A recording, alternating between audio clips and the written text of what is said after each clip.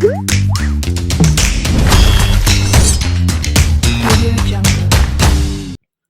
Friends, welcome to Anu's kitchen. Friends, మీరు కనుక నా వీడియోని ఫస్ట్ టైం చూస్తున్నట్టయితే నా ఛానల్ని సబ్స్క్రైబ్ చేసుకోండి. అలాగే పక్కనే ఉన్న బెల్ ఐకాన్ క్లిక్ చేస్తే నేను పోస్ట్ చేసే ప్రతి వీడియో అప్డేట్ మీకు వస్తుంది. టుడేస్ రెసిపీ వచ్చేసి tasty and crispy and evening time snack అని కూడా చెప్పుకోవచ్చు. పప్పు చెక్కలు. వీటిని ఎంతో ఈజీగా ప్రిపేర్ చేసేసుకోవచ్చు. అదే ఎలాగో ఇప్పుడు ఈ వీడియోలో చూద్దాం. ముందుగా ఒక బౌల్లోకి ఒక 3 కప్స్ ఆఫ్ రైస్ ఫ్లోర్ని జల్లించి తీసుకోండి. అందులోనే ఒక 3 టేబుల్ స్పూన్స్ ఆఫ్ మైదా కూడా యాడ్ చేసుకోండి. దీనివల్ల చెక్కలు మరీ గట్టిగా కాకుండా సాఫ్ట్గా వస్తాయి. ఇందులోనే పచ్చిమిర్చి అల్లం పేస్ట్ కూడా యాడ్ చేసుకోండి. కారం దీంతోనే ఉంటుంది, మనం ఇంకా చిల్లీ పౌడర్ యాడ్ చేయము. ఇందులోనే నానబెట్టి పెట్టుకున్న పెసరపప్పు కూడా యాడ్ చేసుకోండి. నచ్చితే శనగపప్పు అయినా వాడుకోవచ్చు. రుచికి తగినంత సాల్ట్ యాడ్ చేసుకొని దీన్నంతా ఒకసారి కలిసేలాగా మిక్స్ చేసుకోండి. ఈ పేస్ట్ ఉంటుంది కదా, మొత్తం మైదా బియ్యం పిండిలో కలిసేలాగా బాగా మిక్స్ చేసుకోండి.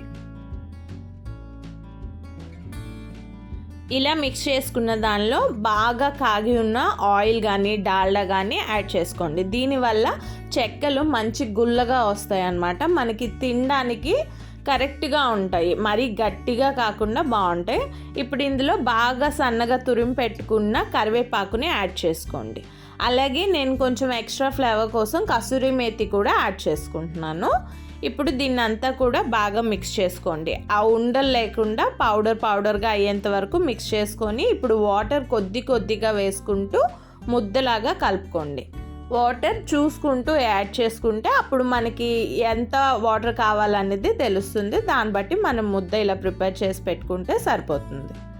ఇప్పుడు ఇందులోంచి చిన్న ముద్దలు తీసుకొని ముందుగా రౌండ్గా చేసేసి పెట్టేసుకుంటే మనం ఆ చెక్కలు చేసుకోవడానికి ఈజీ అవుతుంది.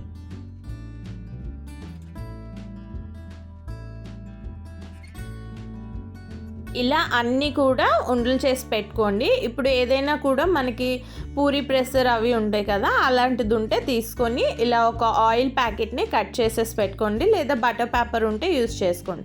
ఇప్పుడు మనం ప్రిపేర్ చేసి పెట్టుకున్న ఆ ఉండల్ని తీసి ఈ మధ్యలో పెట్టి ఇలా ప్రెస్ చేసేసుకుంటే మనకి చెక్కలు రెడీ అయిపోతాయి. మరీ ఫోర్స్ ఎక్కువ ఇచ్చేస్తే అది మరీ పల్చగా అయిపోయి మనకి దాని నుంచి ఆ చెక్కలు తీయడానికి రాదు. సో కాస్త ప్రెస్ చేసుకుంటే ఇగో ఇలా వచ్చేస్తుంది. ఈ మాత్రం మందం ఉంటే సరిపోతుంది. ఇప్పుడు వీటిని బాగా కాగుతున్న నూనెలో వేసి ఫ్రై చేసుకుంటే సరిపోతుంది. ఆయిల్ కాస్త మీడియం ఫ్లేమ్లో పెట్టి ఫ్రై చేసుకోండి. దానివల్ల లోపల వరకు కూడా ఫ్రై అయ్యి క్రిస్పీగా ఉంటాయి.